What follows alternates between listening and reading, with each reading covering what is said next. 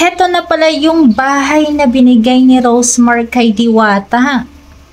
Ayan siya oh. Grabe, mapapawaw ka talaga kasi may kasama na agad na aircon. Alam nyo, napaka-bless ni Diwata. Kasi sa dinami-daming tao sa mundo, bakit siya pa yung napili ni Madam Rosemar na mabigyan ng house and lot? Plus, 1 million pesos cash. Bakit kaya?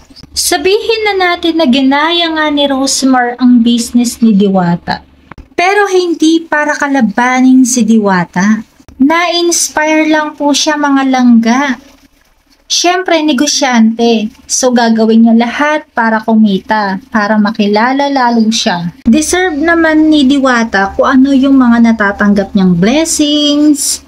Pero feeling ko, yung pares overload, pagdating ng panahon, yan pa yung magiging pambansang pagkain ng mga Pinoy.